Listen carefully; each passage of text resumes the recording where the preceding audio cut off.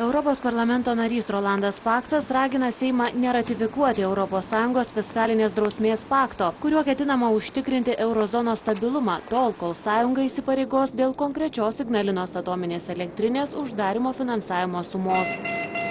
Europos komisija žada tik ketvirtį Ignalinos atominės elektrinės uždarimui reikalingo finansavimo, o po 17 metų finansavimą ketina nutraukti.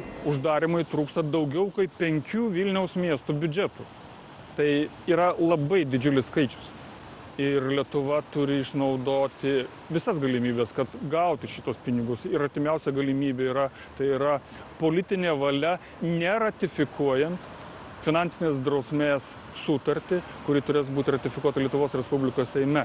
Pasakė, kad kol nebus pinigų, mes nepritarsim šitam paktui.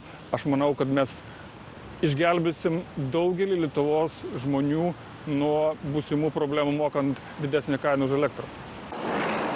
Lietuva neturi mechanizmo, kaip kompensuoti uždarimo lėšų trūkumą. Slovakija šią problemą sprendžia įvedusi specialų elektros perdavimo mokestį.